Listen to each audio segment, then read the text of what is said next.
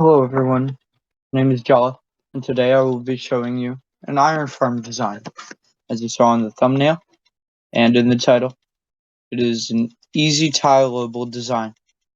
Now what that means is that one farm can be close to another, and often it is used as connected.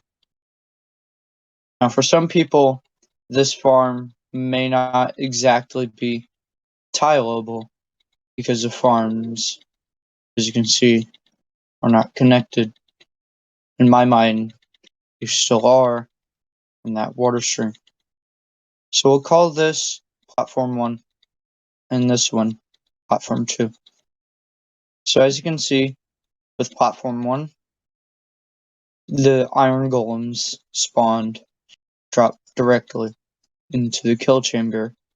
2, and any other farms that you may have drop into a water stream, and the water stream carries the golems over to the kill chamber. Now, the farm is a simple farm. The platforms themselves are very simple. The villagers get scared from the zombie. They'd walk onto here, and if it were night, that block right there would allow the villagers to sleep. So then their sleep timer is reset. And as you can see right here, an iron golem spawns, sees a zombie. There are a few blind spots, but after a bit of moving around, they're going to a water stream, see the zombie. And then as you just saw, they drop directly down into the kill chamber where they die. So the design, the materials for the design isn't that heavy on the play. This first chest is for every platform, and depending on the amount of platforms you want, you just multiply all counts in the chest. This middle chest is for the kill chamber, and then this chest in the right is for water stream for 2 farms, just as shown. And then you can repeat that design for as many farms as you want, and I'll explain more on that later. So the materials for each platform, you have 3 stacks and 20 of any iron golem spawnable building blocks, a stack of walls or fences, 4 stairs of any kind. Now I have 4 water buckets here because you have the 4 stairs, but then as you saw, you also had the 4 water streams. So why don't I have 8 water buckets or 2 water buckets? Well, I don't have to show how many buckets are truly needed for each stair, but you only need 2. So I don't know why I didn't decide to just show 2. And I'll show you later that you only need 2. You have your zombie, name tag, and anvil. You have your 3 villagers, the 3 beds, the 3 glass, which glass can be any non-spawnable full block, so that includes building block with a button on top. A slab, which just like the glass, can be even a block with a button on top of it. The 64 dirt, it just represents temporary blocks. 3 torches, and then the anvil I explained before, and finally a trapdoor. So after collecting all your items, let me just Get all the items in here. Put all the items into my inventory. Will they fit? No. So for just one farm, I have collected all the materials. If you just want one spawning platform. So first what you want to do is you want to pick an area and you want to go up 1, 2, 3, 4, 5, 6, 7, 8, 9, 10, 11, 12, 13, 14, 15, 16, 17, 18, 19, 20 blocks. No, you want to go 18 blocks. And you can break blocks, and then if you need to build out, you can do that. If you're breaking blocks all the way down to the bottom, leave that last block. And I'll explain that later. Next, you want to place on all faces of the dirt except for the top of the dirt block or whatever your temporary block is. And the reason, and I didn't say this earlier, but these trapdoors cannot be iron trapdoors. And the reason is these 4 on the sides have to get flipped up. Next, you can build up one more temporary block, place down a slab or whatever block, non-spawnable block you have that zombies not die under, so it can't be glass. Regular glass, that is. And then you can break the 2 temporary blocks in there. Next, in each in 3 directions, you want to place down a dirt block, followed by a glass block, as shown. That's a glass block there, that's just a visual glitch. And then you can break those temporary blocks.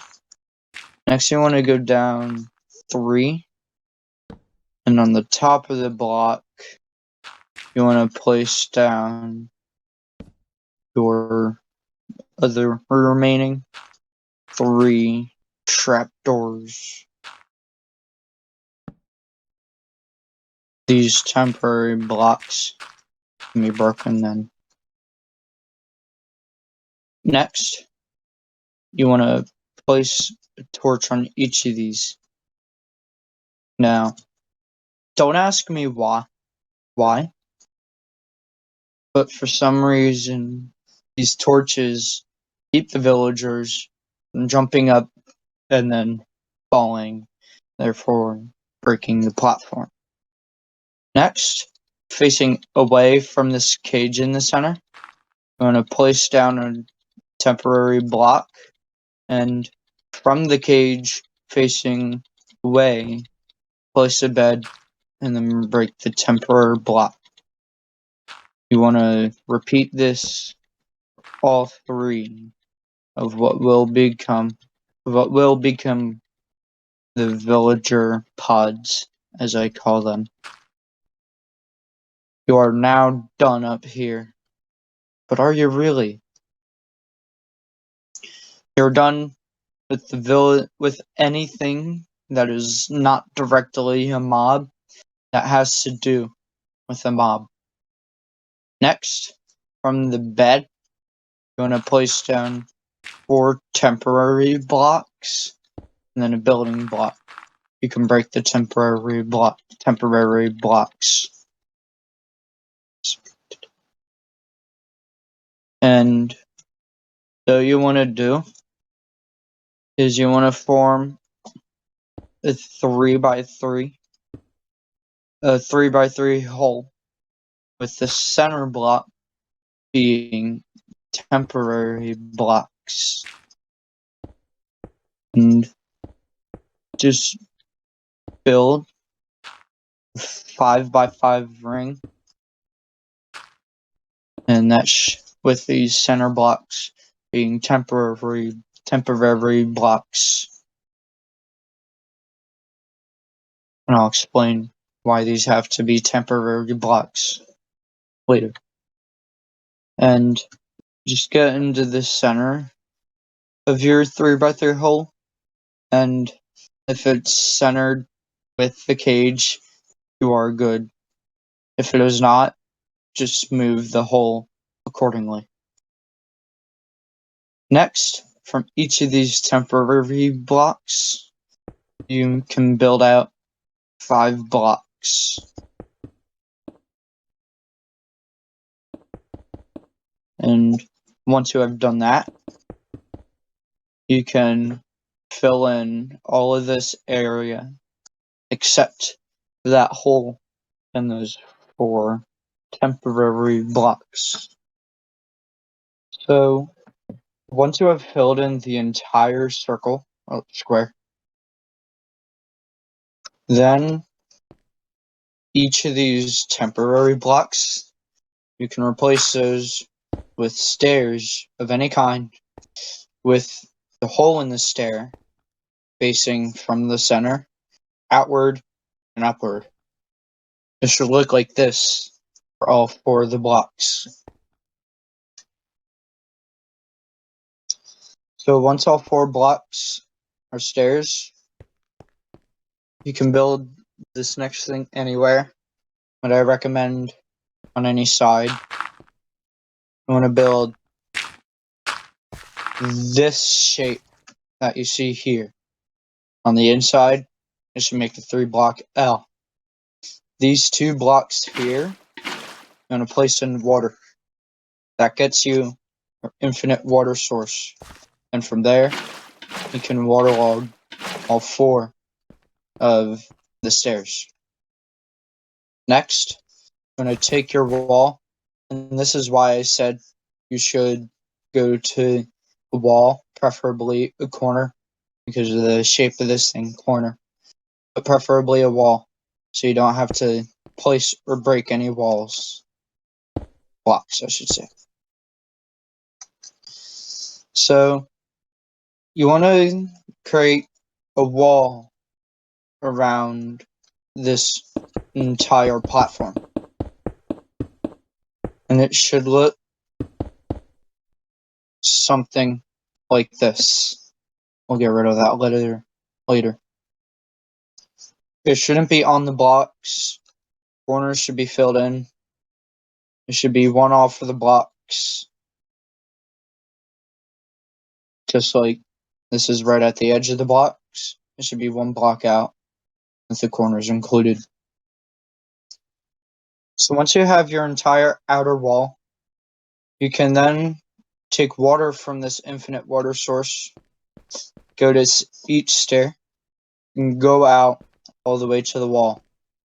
The block before the wall, you do not want to waterlog the wall. You want to place down your water, and it should flow and stop at the stair. You want to repeat this step for all 4 of the stairs. So after all 4 of the water blocks are in, then you can break your infinite water source. And try not to break your platform while doing so. The spawn platform is complete. All that's needed now are the mobs, which we will deal with later. Next, you want to come down to this dirt block over here. And you want to break the block and 3 blocks under it. And then go 2 blocks in the X and Z directions. Positive and negative. And then you just want to get this into a square. And then for the other 2 blocks, you want to lower this down to there. So once it's all mined out, you can go to any of the 4 corners, break a block, break those 2 blocks, those 2 blocks, these 4 blocks, and then continue breaking those 2 blocks up to the surface, and then skipping that first block, you want to start placing ladders all the way up to the surface. Here, you can place down 2 chests and 2 glass flasks. And you can place a hopper, and in this corner here, I'm going to place a sign here, a sign here. It doesn't matter which block this is attached to. It doesn't matter which block the sign is attached to. And then here. And then in between all of those signs, there should be an open block that you can place lava in. And then on the opposite corner, you can place a water bucket. It should flow to the blocks next to the hopper, and not quite to the hopper. But wait, if the hole up there is 3x3, why is this hole 5x5? Well, during testing, an iron golem actually managed to clip one of these blocks, and it was able to run free. That's why this is 5x5, because there might be that one iron golem that always makes it to the edge. So, for one farm, that is all. One thing is this anvil can be wherever. It can be in your base. You might have to craft a fresh one.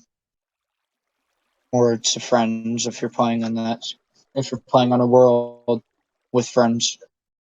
And you can name the name tag anything you want.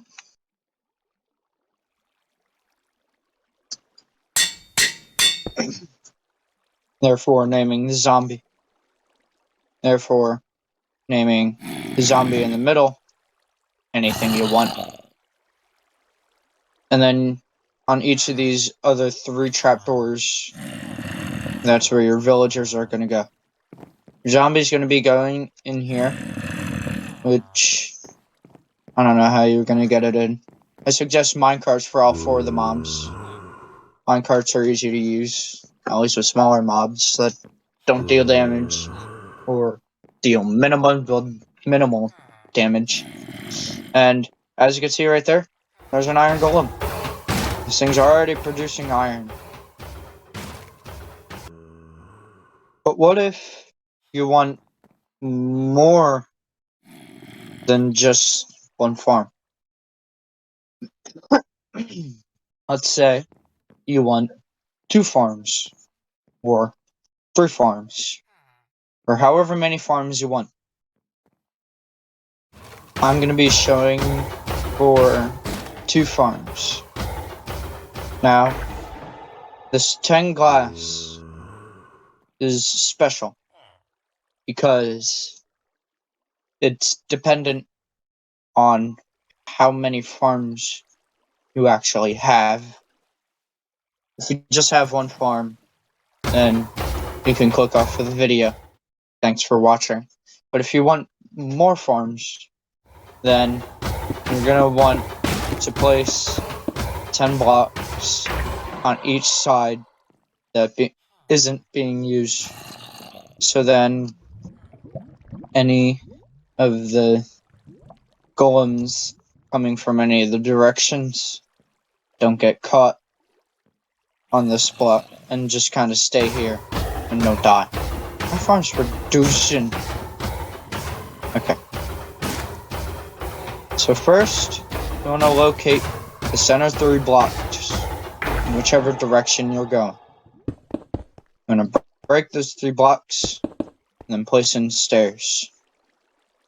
Next, on each of the two end stairs, you want to place water blocks. This is going to create an infinite source in the center, which you can use for your first set all the way down there. Next, I'm going to go 30 blocks out here and here, counting those two walls. I'm going to go 30 blocks out with both of the walls. So, once you have built out 30 blocks with both of the walls, including the walls down there and up here, I'm going to place 5 walls sealing the wall in all directions. Next, I'm going to grab your pressure plates, and you want to skip these 2 blocks since the water will not be flowing past these 2 blocks. And then on both of these sides, you want to place pressure plates going all the way back. So after you placed in these 2 lines of pressure plates, take your water buckets and place one next to each pressure plate, making sure not to waterlog the wall or the pressure plate. Then, wherever the water stops, you can place down 3 pressure plates and repeat this step again. You want to repeat this until you get all the way down to here. When you place in your 3 pressure plates and it's blocked, and then the stairs, instead of just placing in the 2 blocks, as you see here, I'm going to place in a 3rd water block. And then that should be the entire farm complete, or at least water stream. But we don't just want this water stream to be useless. So every platform from this wall to the other wall over here, there should be 12 blocks in between. So it should be about there. I actually get a countable block.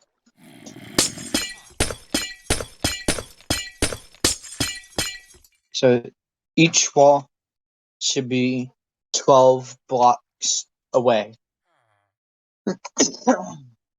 By that I mean 12 blocks in between, like is shown right here. And then you just want to repeat the steps over here.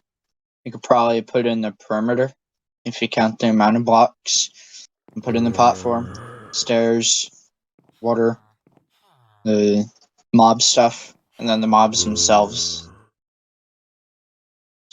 And then you just want to make sure that you build water streams like this, and you want to make sure that all water streams go to any kill chamber. So if you had one coming in from here, it would go down, and then it would go over right into the kill chamber. It doesn't matter what kind of intersection, if it's 2 water streams into one, 3 into one, or it's just a corner. It's the same thing. Just make sure that all water streams go to the kill chamber. So that's going to do it for the Iron Farm tutorial. If you want more tutorials like this, please be sure to leave a like, comment that you want more tutorials like this, and be sure to subscribe. This has been Jella, and I'll see you next time.